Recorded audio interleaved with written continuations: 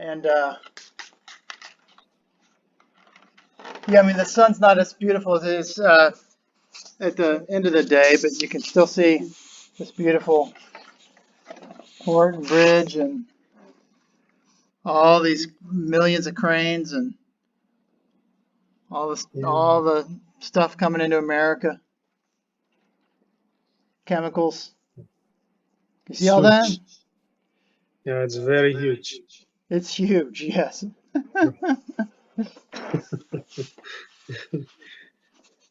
And today there's can you see the girls in bikinis No? down there? There's a hotel across the street. And Yeah, I can see as well a swimming pool.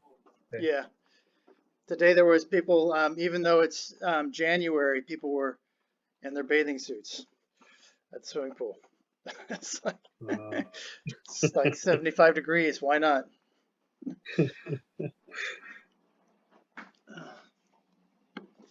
So there's no more snow. Um, yeah, there's some snow on the mountains. Yeah, so out my other window you can see snow on the mountains. I don't think I'd be able to show you, but it's a little smoggy, but there's even snow on the mountains. So from my office I can see, you know, the ships, the huge port, girls in bikinis, and mountains with snow on top. Wow. You have quite an entertainment there. Yeah. Mm.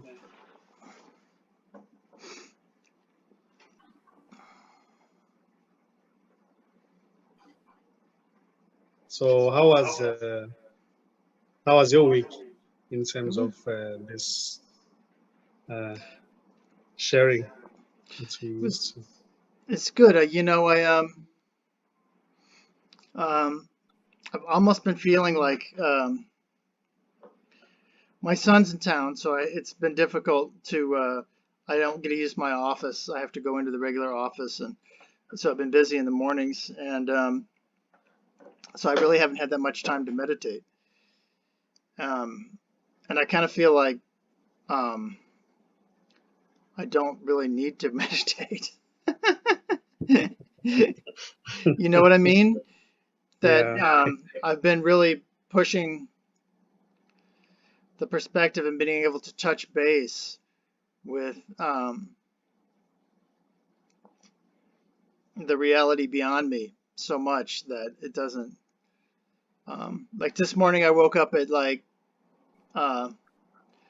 it's 4:30 or 5, so I just decided to sort of meditate in bed and feel. You know, it's very easy for me to feel the solidity and nothing but some sort of energy within the solidity, you know, and concentrating on that when I talk to people, when I do things, it's becoming more and more easy for me. Yeah. It's wonderful. Yeah. They seem to be the one that is doing something, involved in activities, going up and down. But there's this that does not do anything. It's just there. And the one that seems to be doing is just appearing in this that does not do anything. So it's just here as nothing. It doesn't have any intention to do anything. It has no any expectations. It is not waiting for anything to happen. It's not waiting for an explosion or some sort of like a transformation to happen. It's just there, in the midst of conversations going on, confusion, misunderstanding, feeling is just there. It does not change. It's here. It's not saying one day I will get this. One day I will get this. Maybe a thought appearing in this. We just get the thought appearing in it. But itself does not change. Does not move. Does not say anything. It's just there. Like a sun. Sun is not trying. Just let's say it's not shining. It's just there's no effort there. There's no effort at all to do anything. But what seems to be effort may appear in that which has already no effort. The one who seems to be looking for this or wants to become this is already appearing in that which has no intention to become anything. So there's just that already, or you are that already. You are not that limited one who's doing things. You are that which is formless, beyond any thinking, beyond any description, beyond any imagination. Yet imagination may appear in it as somebody who's looking for it, but itself is just not doing anything. It's not looking for anything. It's not looking for that precious moment in your life to happen. It's just there. So the one who seems to be looking for it is already it, because there's nothing else but it.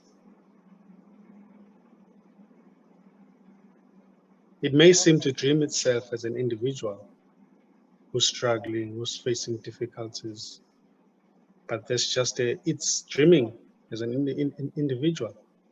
There can never be any individual dreaming any dream.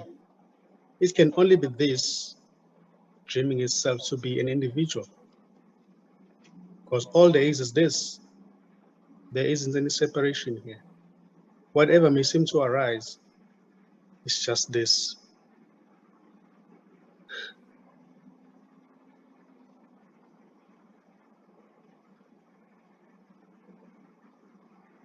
And this doesn't say there shouldn't be any seeking. This doesn't say they should be seeking. It's not saying anything. Whatever may happen, this doesn't mind. Because it is seen that what seems to be happening is just this. This, in a way, though it may seem to be an unknown, it can also know in a way that all there is it.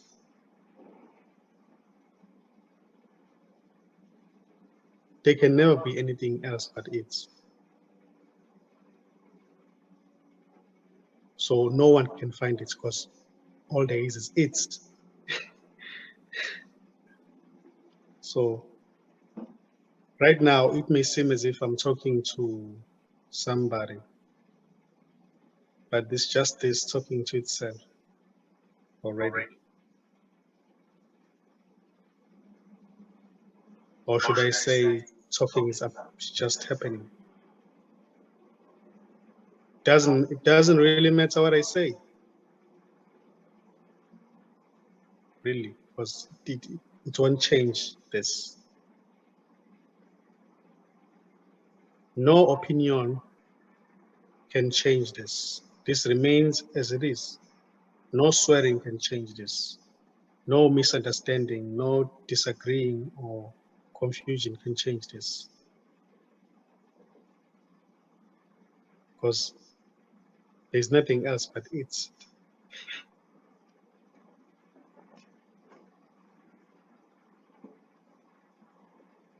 I'm not yet there is a thought appearing in it. I'm about to be there. I'm getting closer. There's just a thought appearing in it. So everything appears and disappears, but this does not appear and does not disappear. It's just here. And then when that body seems to collapse or drop,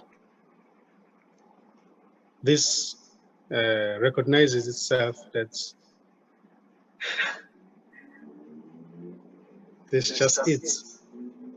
There's never been anything else but itself. You can call it life,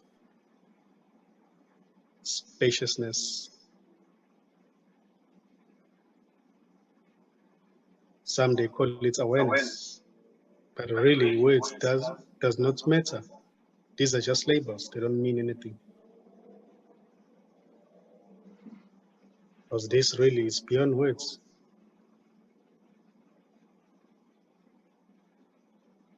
So any word with any meaning cannot change this. Because this is beyond words.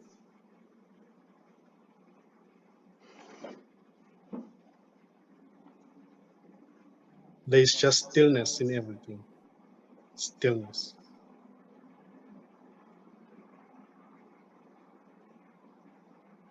Words appear from stillness and disappear from stillness.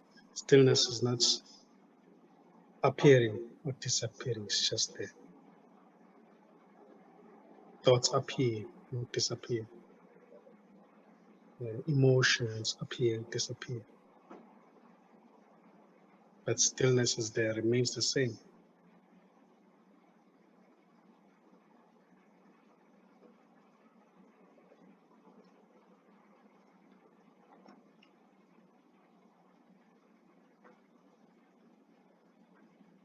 So this never talks to any person. This doesn't know a person, a separate person. This doesn't know individuals. Knows nothing. Wait a second.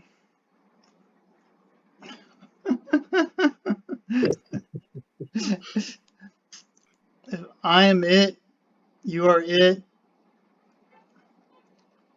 the same it, and we know each other, then it knows individuals within it.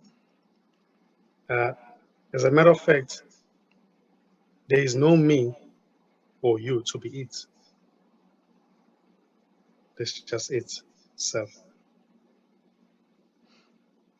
Doesn't matter what you can say. You can say whatever, but that's the one that is saying that is already it. Yeah, and that one knows Charlie and Nkosi, and that because that one is it. That one knows the dream.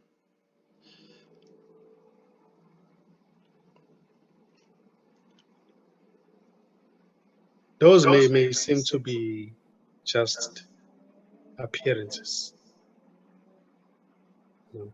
It doesn't, how can I put it?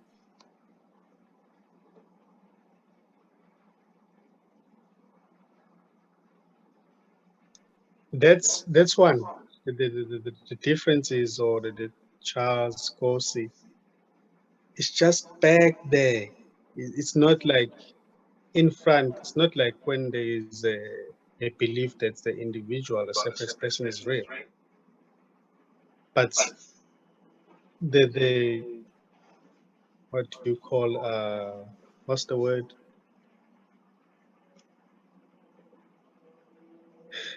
I don't know which word to use. But okay, life as it's going on, people talking, making discussions. They're just superficial. They're just there. It's more like a dream. It's theatrical. It's not taken seriously, like when they seem to be when there seem to be a belief that an individual or a separate me is real. So it really doesn't matter. So this, it's like nothing is happening. It's more like when you see some ants moving around. You don't pinpoint and say, oh, that one is trying to hurt this one, or this one is struggling. You see, they don't matter, it just ends. So it's like that. It's everything is lights. It's like nothing is happening. But for some, life is very heavy. Very, very heavy. And they're this too, right? Yeah. Can be heavy. Can be light.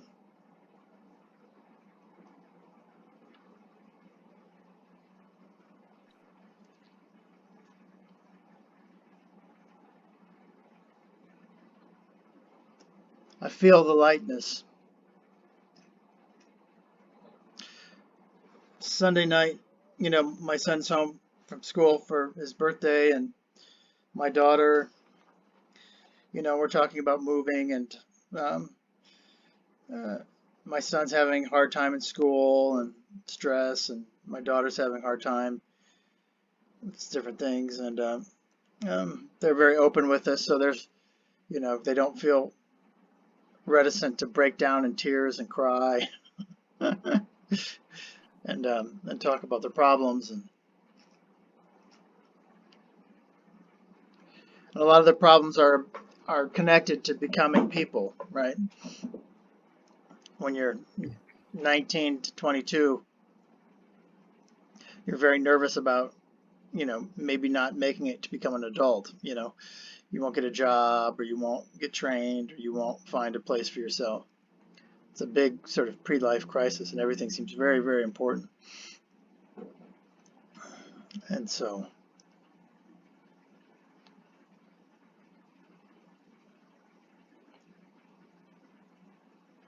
my daughter identified, one of the problems that she's been having is a depersonalization, she calls it. She thinks it's a psychological problem.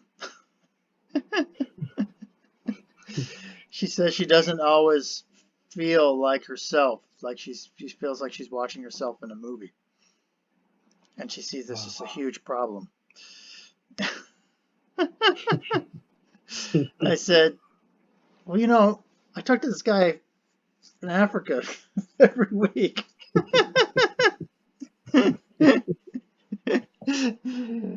And it doesn't seem much like a problem. That sounds like, a burgeoning,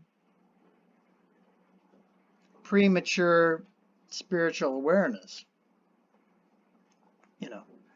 And that the biggest problem with that is that you think it's a problem. Yeah. But I'm not sure she was ready to hear that, but that's what I told her. How old is she? 19. Yeah. My son's 20, just turned 22.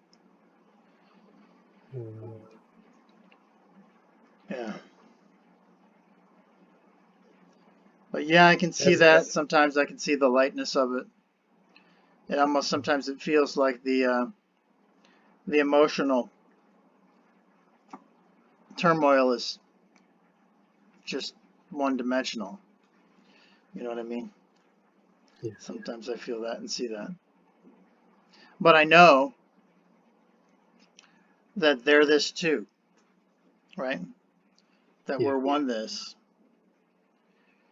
and that from that perspective, this, which as far as I can tell might even be its own universe, things are very important and very heavy,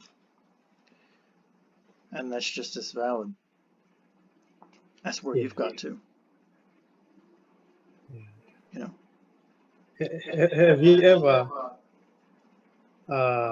looked back at the one who's looking?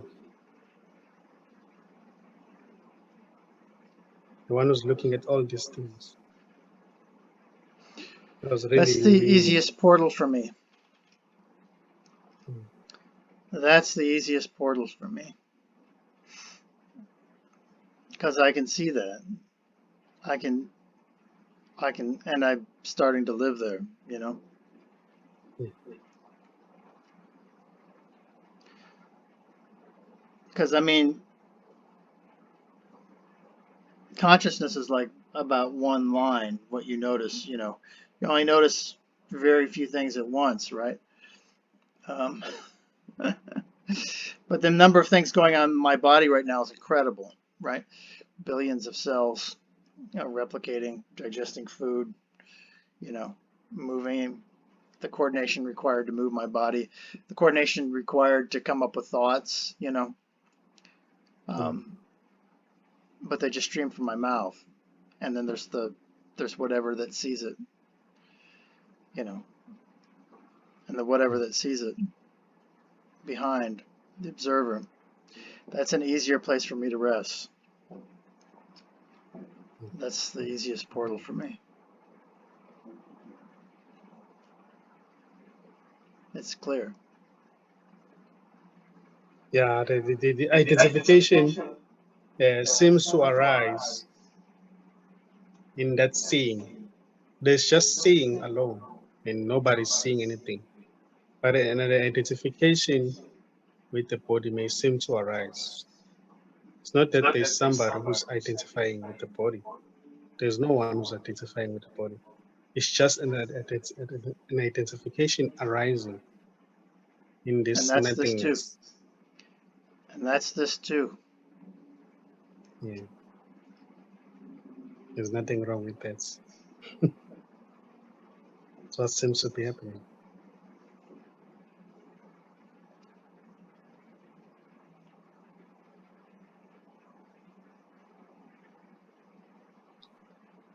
And what seems to appear doesn't last forever. It appears and disappears. I'm sorry, what? What seems to appear doesn't last forever.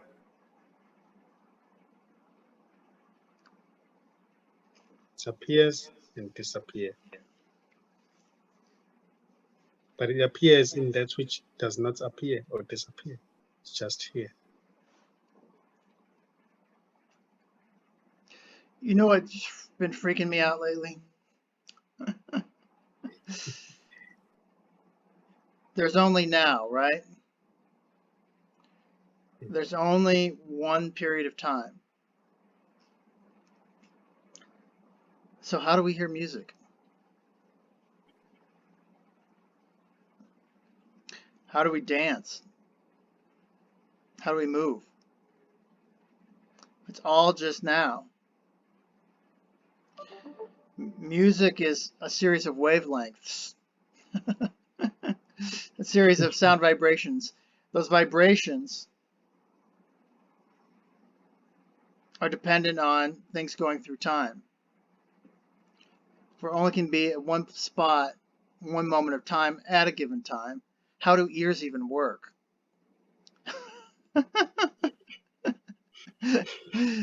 It must work by some sort of memory, right? Because you can't have the perception of more than one instance in time. It's like music and the understanding of music and movement must be a projection of memory. That's the only way it makes sense. And how long does that go? How can we do that? What's the lowest wavelength that we would be able to perceive as a sound? because it's not like you're remembering when you hear, right? Yeah. When I talk to you, you're not remembering the thousands of microtonations that take to develop a sentence. You know, you're not going back and thinking about those.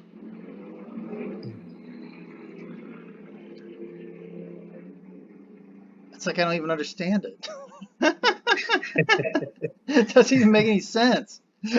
I was just sitting there thinking, because I love music, right? Yeah. I was just sitting there listening to music and thinking, how do we even hear? Just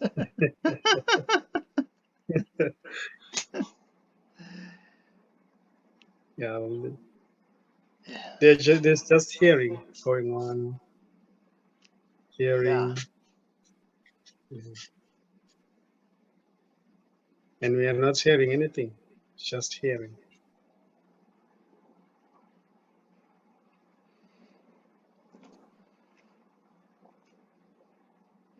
You know, Einstein found that time is space. I'm sorry, time warps space. Mm. And he was able to measure it by looking at train. He was actually a train conductor. Einstein was a working man, a train conductor that would time like lights of trains on and how how objective views of time are changing based on if you're traveling. I don't know exactly. I've never been able to figure it out, but my son could tell you exactly what it. But it's just amazing. Yeah, I've also heard that when you go into space, maybe visit some planets that are quite far in a speed of light, and maybe like you can go for 2 hours and then come back, or for an hour or so. Then when you come back, you just find out that it's been like 40 years. Everything has changed in just 1 hour. When you're in a spaceship going like the speed of Right. lights, going to a distant planet and come back maybe in like 1 hour, Yeah. then you discover that it's been 40 years. Well, that's it, right? That's the time space. You know, most of the stars that we see in the sky are dead. By the time that the light gets to the Earth, the star's not even there anymore.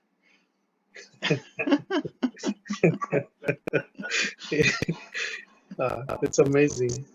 It's amazing, right? Yeah, it's amazing.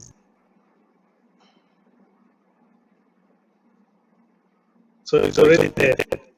By the time it gets it's not there.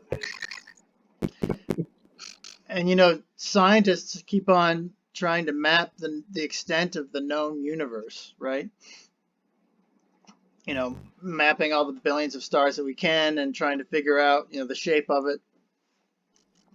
And finally they figured out, like in the last 10 years, 10, 15 years, that the universe is expanding so fast that the acceleration on the outer edges of it are so fast that they're actually exceeding the speed of light. So the edge of anything that we can see is actually because it's going away from us faster than light can travel for it towards us.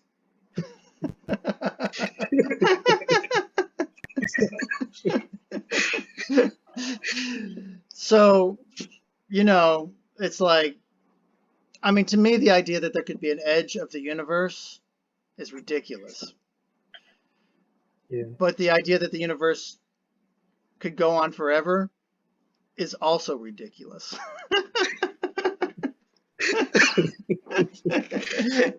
So what can be? doesn't make it, we could never, our minds could never Yeah. capture it, which is beautiful. Which Yeah, is it beautiful. is. And every time they discover something, it's sort of like, wow, you guys don't know shit. As amazing as it is. As Yeah. amazing as it is. I had You a know, friend. knowing in a way is a limitation.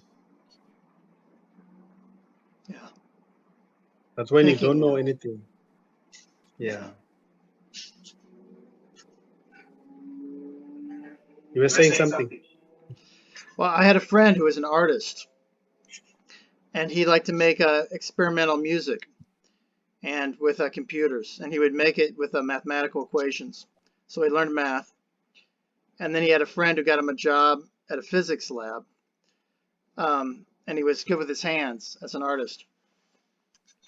His dad was a sculptor, so he ended up going to he ended up becoming an applied physicist, and he got a job at without any training. So he got a job at this place called CERN in Switzerland. And in Switzerland, they, underground, where it's very dark, they built these huge things that are trying to collide little tiny atoms together, shoot them together real fast, with the idea that if they did that for some reason, they would be able to see Higgs boson particles. What they've discovered is that all the time, everywhere, things are coming into existence. And they can't even explain, just at the very, very small level, that space is actually teeming with stuff beyond, the things that we could ever see. It's like a physical medium. And that sometimes, and that just spontaneously there becomes more of it. So that was a theory that came up in 1940s or something, and nobody has ever been able to prove it. But the idea of it explains, Einstein's idea about time and just the way things bend, and it explains a lot of math things. Kind of can hold on it. So my friend working at this lab, obviously he was just a worker bee, but there, thousands of people working at this lab, finally found it.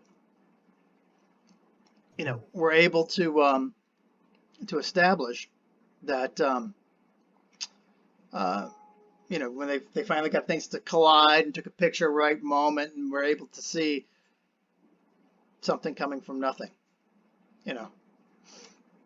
It's just a really exciting thing. Amazing. But to me, I mean, you can say it's just this, but my mind loves to chew on it.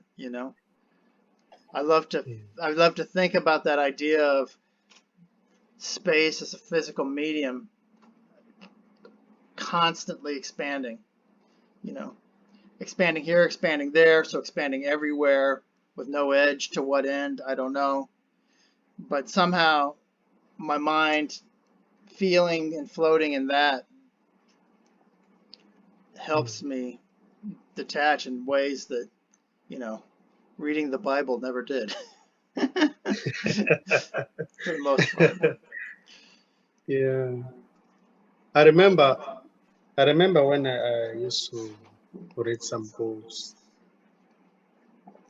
spiritual books, during the early years of seeking.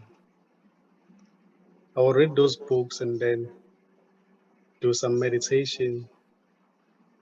And then I'll find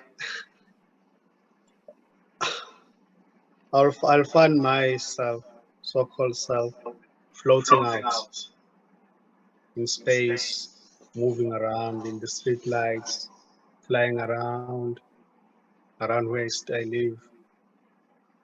And I will try to look at the body. I couldn't see anything. I couldn't see nothing. There's just nothing there, but I could feel that it's just myself. But when I look, there's nothing. It's like it was very at that time very terrifying. Then I would go to anywhere. I would go to New York, visit New York, go to somewhere there in Europe and move around. And when I decide to come back, I'll just think of the body, and then I'll find myself in the body. It was very, it was very amazing. And sometimes I would like move out in space, go to. There's a certain planet that I went to at the time when I was like I would do some intense meditation. I went to a certain reddish planet that was still developing.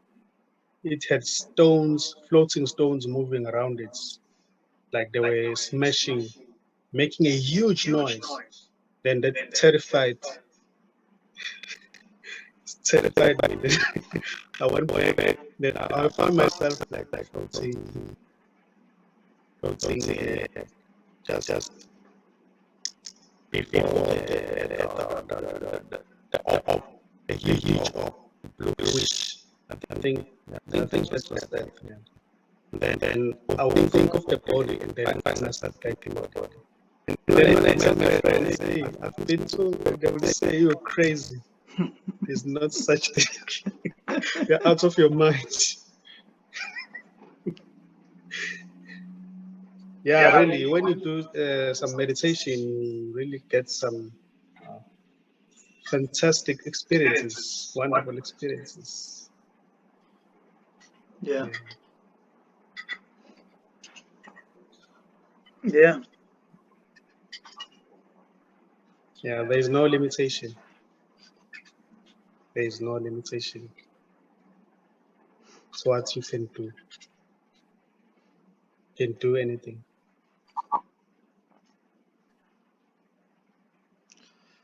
But yet you're doing nothing. And all of that doesn't matter.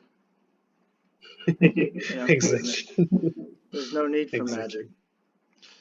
Yeah. Yeah. I remember I had an experience like that too about 15 years ago. I, was doing a lot of reading, Nisargadatta and others, and all of a sudden at night found myself floating. And there was a Tibetan monastery about a block down the street, and I went and I visited their souls. My soul went and visited their souls in the monastery. I'd always see them around the neighborhood and felt some peace with them. So then I went back in my body, and I'm sitting there awake. So I decided to walk around the neighborhood. So I go out and I walk down the street, and it's just like lucid. Everything is just so beautiful. Everything is just. And I go to this. I go by a Pizza Hut. You know what Pizza Hut is? Yeah. When I was in Nigeria, the only place I could eat vegetarian food was at the Pizza Hut. I had to order a pizza. It's hilarious. But anyway, so I go by the Pizza Hut, and it's like it's like 2 or 3 in the morning, and they're unloading the pizza truck with boxes of dough or whatever. And the guy is just making these horrible fucking noises, bang, boom, all this metallic unloading. He's not carrying, he's probably pissed. It's early in the morning. He's got to move this stuff. He's probably late or whatever. And it's just making this huge metallic crashes. And it was like the most beautiful thing.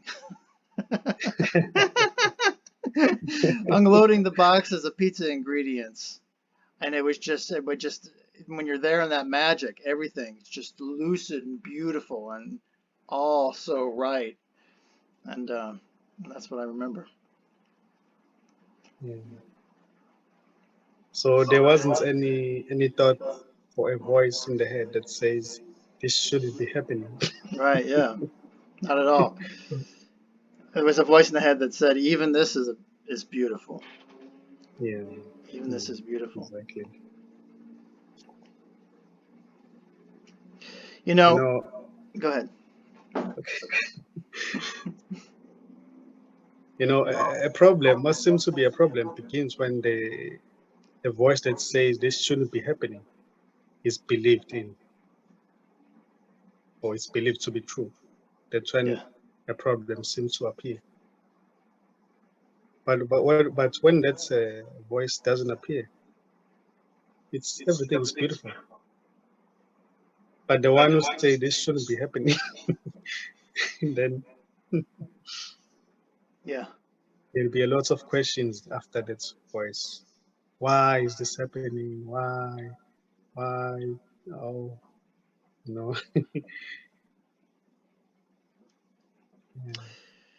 I was going to say, these beautiful experiences, the ones, like you talked about, ones I talked about when we're seeking or whatever, or we start to unwind, or, a lot of times it comes after stress or whatever.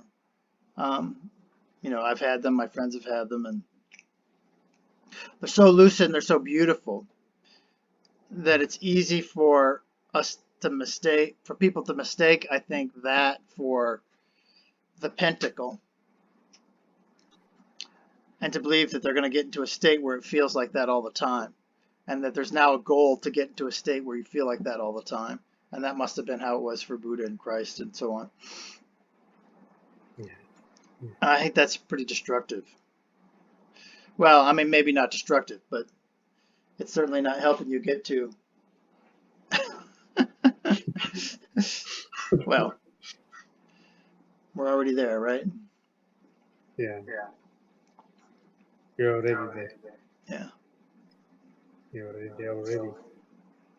So trying to get to that is appearing in this already. So trying to get to this doesn't say that it shouldn't be happening. So it's just what seems to be appearing. So there's nothing wrong with it. No.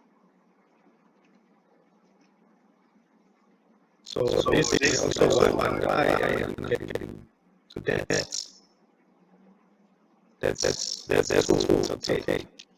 Doesn't really matter. Because this is appearing. And that's already. So. Yeah.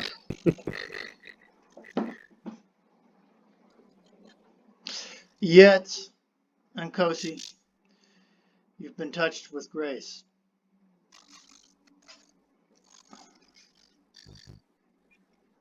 And that's a beautiful thing. Even though you're not.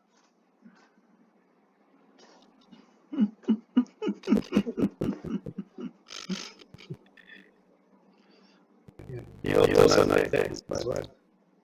This is true. This is true.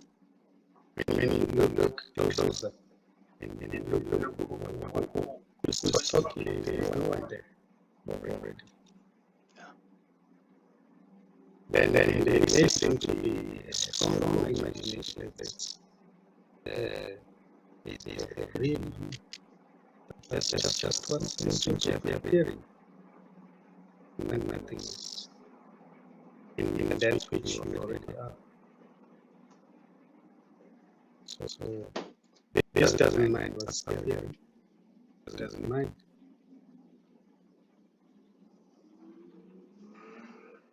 Because it sees itself as being itself.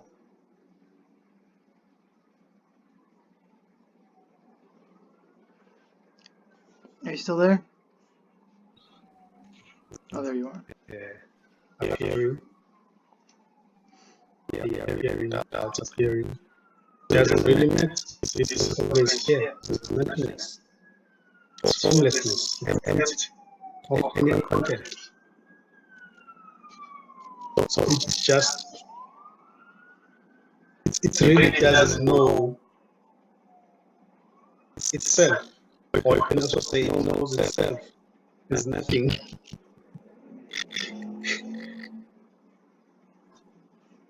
So you are that already. You are that already. You're not that limited.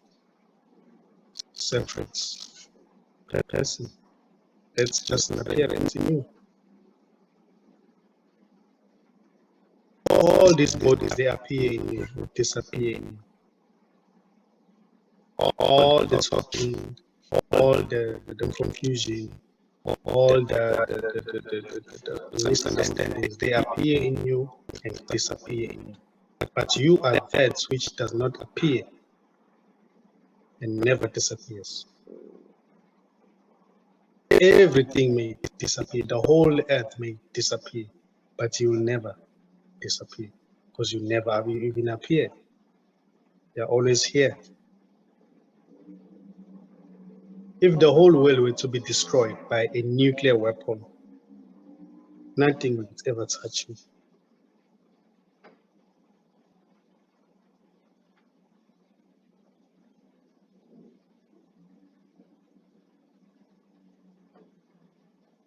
You are that already.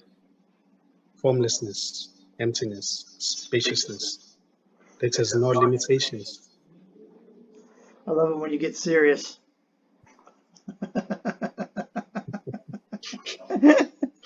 Sometimes you get very serious.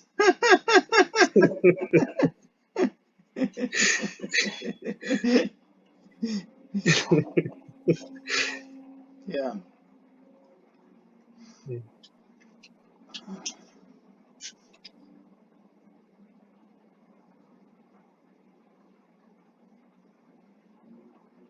So the reading of the book, the searching, the conversations, discussions, those are things that just seem to appear in you. They appear in you already.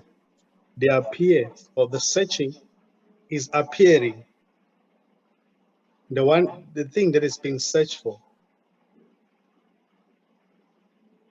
The searching is appearing in that which is being searched for.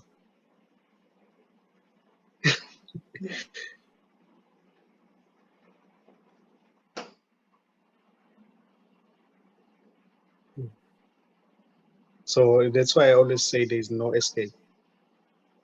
There is no escape. It may seem as if there's somebody who's talking, who's separate, or thinking that I'm separate, I'm talking outside of this. How do I get to this? There's just a thought appearing in this already. In this which is being looked for.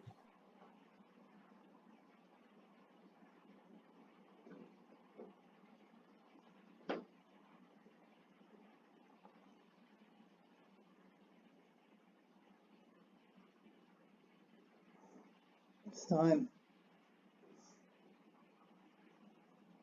Yeah. You want to see the sun going down before? Yes, please.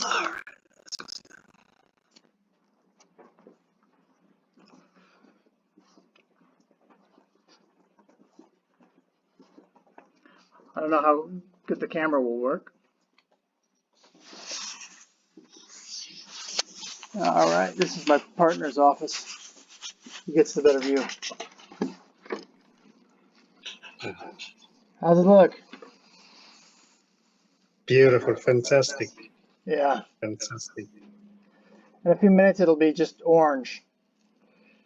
But and those and the pots. Yeah. Those they look like praying mantises. Yeah, they do. Monstrous praying mantises. Yes. Huge. Each one costs like $100 million, and they just lift up containers and put them on trucks all day. And you can't really see probably from the camera, but there's little stacks there that look like almost like Lego blocks. Red and blue and white. Do you see those? Yeah. I think I can see them. So those go on trucks. Each one is a semi-truck large, and they're just stacked up on top of each other because they're so backed up from COVID. Oh, yeah. Yeah. It's amazing. Wow. I don't know if we'll see Los Angeles. No, you can't really see it today. It's too cloudy. Sometimes you can see all the way to the skyscrapers in Los Angeles. Yeah. I don't know where Michael lives. Michael lives in Santa Monica, I suppose. I can see the mountains over by his house. Oh, so you live closer to each other. Right now, I mean, I've never been to his house because I've just known him post-COVID, but I've been to Alan's house. Alan has a nice house in the Hollywood Hills. But yeah, I think that they started as a group that just met around here, and that's how I sort of got. I knew of them because I had a group that met in Long Beach. It was similar. So they had an Eckhart Tolle group, and me and a friend had an Eckhart Tolle group. So that we just started corresponding based on the fact of that. And then he just went on, and so that's how I just stepped on getting emails from him, automated emails. And then one day I was like, huh, maybe I'll click on this. Wonderful. Yeah. Okay. Give my love to your auntie. Tell her Okay. necklace is coming. Okay. I will tell her that. Okay. Bye-bye, Kosi. Thank you. Okay. You're more than welcome. Bye-bye.